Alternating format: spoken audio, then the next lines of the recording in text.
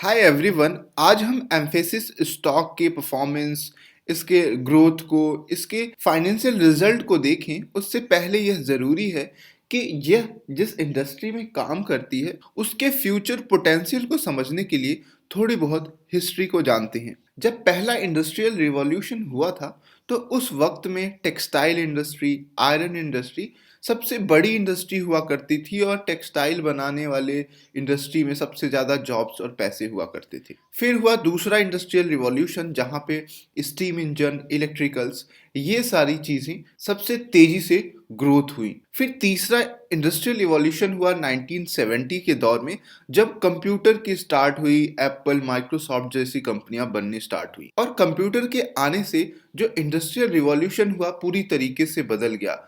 तब आज सबसे बड़ी कंपनियां स्टील बनाने वाली या कोल माइनिंग करने वाली नहीं है, बल्कि जो सॉफ्टवेयर में डील करती हैं, जो कंप्यूटर में डील करती हैं, टेक्नोलॉजी में डील करती हैं, वो सबसे बड़ी कंपनियां बनी। अब ऐसे ही फोर्थ इंडस्ट्रियल रिवॉल्यूशन आने वाला है, जो कि बेस्ड होगा क्लाउड कंप्यूटिंग पे, डेटा एनालिटिक्स पे, आर्टिफिशियल इंटेलिजेंस, मशीन लर्निंग और वर्चुअल रियलिटी पे। तो आज हम एम्फेसिस लिमिटेड के बारे में बात करेंगे, जो इन्हीं सब बिजनेसेस में डील करती है। सबसे पहले हम आईटी सेक्टर की बात कर लेते हैं। अगर हम करंटली देखें तो इंडिया का जो आईटी सेक्टर है पूरी जीडीपी में 7.7% का कंट्रीब्यूशन करता है। ये जिस तरीके से ग्रो कर रहा है, 2025 तक पूरी जीडीपी का 10% हिस्सा आईटी सेक्टर से आने लगेगा। और इस पैंडेमिक में देखें तो आईटी इंडस्ट्री को एक तरीके से बूस्टर मिला हुआ है। ये इंडस्ट्री उस तरीके की इंडस्ट्री नहीं थी जहाँ पे एविएशन, हॉस्पिटैलिटी इंडस्ट्री पूरी तरीके से ऑलमोस्ट ठप हुई थी, लेकिन ये इंडस्ट्री और भी ज़्यादा बूस्टर हुआ और भी ज़्यादा ग्रो करने लगी हैं। आईटी सेक्टर के साथ अगर हम इंडिया में क्लाउड इंफ्रास्ट्रक्चर मार्केट की बात करें तो आने वाले 2019 से लेकर 2024 तक इसकी जो कंपाउंडेड एनुअल ग्रोथ रेट होने वाली है वो 24% के अराउंड रहने वाली है। और इसका जो वैल्यूएशन की बात करें तो ऑलमोस्ट 196 बिलियन रुपीस के आसपास हो जाएगा, यानी कि ऑलमोस्ट ये भी 19,000-20,000 करोड़ का मार्केट हो जाएगा। अब बात करते हैं एम्फेसिस कंपनी के बारे में। अगर एम्फेसिस कंपनी की बात करें तो इसकी शुरुआत हुई थी 2000 में, जब एम्फेसिस कॉरपोरेशन एक यूएस बेस्ड की आईटी कंपनी थी। इसका मर्जर हुआ था Indian IT company BFL software limited के साथ। इस कंपनी का मेन बिजनेस है डिजिटल इंफ्रास्ट्रक्चर प्रोवाइड करना, एप्लीकेशन डेवलप करना, इंटीग्रेटेड सॉफ्टवेयर बनाना। इसके सर्विंग इंडस्ट्रीज की बात करें तो ये फाइनेंशियल सेक्टर्स में भी अपनी सर्विसेज प्रोवाइड करता है, टेलीकॉम में, लॉजिस्टिक में, इन सारे इंडस्ट्रीज में जो है ये अपनी सर्विसेज प्रोवाइड करता है। और इस कंपनी की ग्रोथ की अगर हम बात करें तो ये क्लाउड और ब्लॉकचेन टेक्नोलॉजी में डील कर रहा है, जिससे कि इसके आने वाले ग्रोथ के चांसेस काफ़ी ज़्यादा हैं। उसकी वजह है कि आने वाले टाइम में जो आर्टिफिशियल इंटेलिजेंस है, इंडस्ट्रीज अपनी कॉस्ट को रिड्यूस करना चाहती हैं। और सबसे अच्छी बात है इंडियन आईटी सेक्टर्स की कि जब हम कंपेयर करते हैं दुनिया भर के मार्केट से, तो इंडियन आईटी सर्विसेज की जो कंपनियों की जो कॉस्ट है वो काफ़ी कम है। यानी कि अगर यूएस की कोई कंपनी कोई सर्विस प्रोवाइड करती है तो वो जो कॉस्ट लेती है ऑलमोस्ट 5 to 6 टाइम्स हायर होती है जो इंडियन आईटी सर्विसेज जो सर्विस प्रोवाइड करती हैं। तो ये ग्लोबल मार्केट में काफ़ी कम्पिटिटिव होती हैं इंडियन आईटी सेक्टर। इसकी वजह से भी इंडियन आईटी सेक्टर के ग्रोथ के बहुत ज़्यादा चांसेस रहते हैं।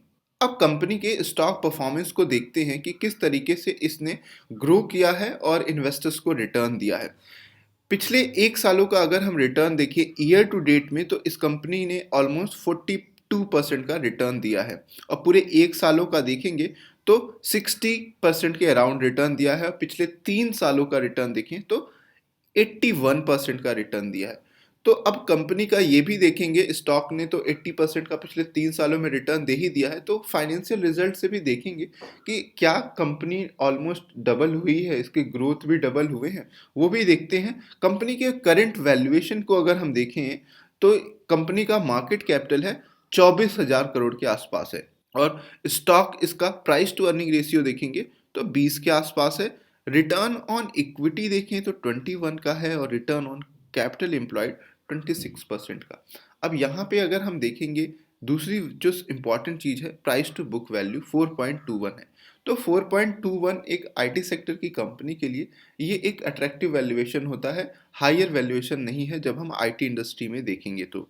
पूरे इंडस्ट्री का प्राइस टू रेशियो 18 है और ये कंपनी 20 है, तो ये भी एक फेयर वैल्यूएशन पे ट्रेड कर रहा है।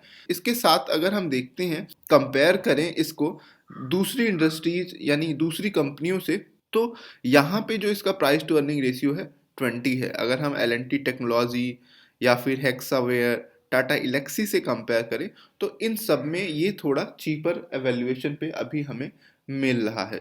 कंपनी के अगर हम इनकम स्टेटमेंट को देखेंगे किस तरीके से कंपनी अपने रेवेन्यू को, नेट सेल्स को, इसके साथ साथ प्रॉफिट को बढ़ा रही है, तो क्वार्टरली अगर हम ट्रेंड देखेंगे तो जो सितंबर 19 में कंपनी का जो रेवेन्यू था वो 1048 का था। फिर अगर हम देखें तो कंस्टेंटली ग्रो हो रहा है और अभी सितंबर 20 में अगर हम देखेंगे तो वो 1400 करोड़ के आसपास है।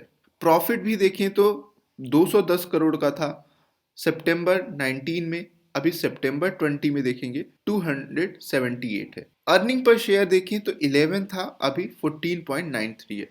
तो ऑलमोस्ट एक कंस्टेंट ग्रोथ है क्वार्टरली बेसिस पे भी, इवन किसी भी तरीके का एक ड्रॉप डाउन नहीं हुआ। अगर हम मार्च 20 में देखेंगे तो एक अनप्रेसिडेंटेड रिजल्ट इसने दिया था और वहां पे अर्निंग पर शेयर अगर हम देखें तो 27 का रहा था। एनुअल ट्रेंड में अगर हम बात करें तो जहां पे 2017 में कंपनी का जो टोटल रेवेन्यू था 3018 करोड़ था और 2020 में यानी इन 4 सालों में अगर हम देखेंगे तो 4300 करोड़ के आसपास हो गया है। नेट प्रॉफिट अगर देखें अगर हम तो 625 करोड़ का था 2017 में, वो बढ़ के अभी 1205 करोड़ हुआ है। स्टॉक प्राइस हुआ 80% का ग्रोथ और नेट प्रॉफिट की अगर हम बात करें तो ये भी ऑलमोस्ट डबल के आसपास हो चुका है, उतना ही हुआ है 90-80% के आसपास हुआ है।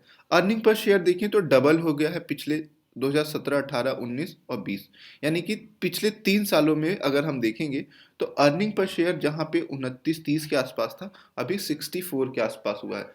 तो अर्निंग पर शेयर भी डबल हुआ है, स्टॉक का प्राइस भी ऑलमोस्ट 3 सालों में 90% के अराउंड है तो वो भी ऑलमोस्ट डबल हुआ है। तो एक कंसिस्टेंट ग्रोथ दिखा रही है। और अगर हम इस कंपनी के शेयर होल्डिंग की बात करें तो सबसे ज़्यादा जो शेयर होल्डिंग्स है वो है प्रमोटर्स की है 56%, और उसके बाद देखिए तो एफ और टी मिला के ऑलमोस्ट देखेंगे तो 30% से ज़्यादा का हिस्सेदारी है। और तो पूरा ओवरऑल जो इस कंपनी में जो पब्लिक की हिस्सेदारी है वो बहुत कम है। और यही एक अच्छी बात है कि जो इंस्टीट्यूशनल इन्वेस्टर्स होते हैं कंपनी की फ्यूचर पोटेंशियल को बहुत अच्छी तरीके से पहचानते हैं, क्योंकि उनके पास वो रिसोर्सेज होते हैं, उनके पास ज़्यादा एक समझ होती है। और अगर हम शेयर होल्डिंग पैटर्न्स में देखें तो एक कांस्टेंट रहा है। देखिए 52% का स्टेक था काफ़ी दिनों से, लेकिन मार्च में कंपनी ने इस पैंडेमिक में, जब पैंडेमिक की शुरुआत हुई तो स्टॉक प्राइस काफ़ी अच्छे से करेक्ट हुए थे, तो देखिए प्रमोटर्स ने अपनी हिस्सेदारी जो है बढ़ा दी है, 4% और भी ज़्यादा शेयर्स खरीद लिए हैं। यहाँ पे एफ देखें तो एफ ने बिकवाली की हुई है, जहाँ पे आप देखें 23 से घट के 22 पे आ गए हैं। लेकिन यहाँ पे देखिए एफ ने बिकवाली की है, ये एक अच्छा साइन नहीं होता।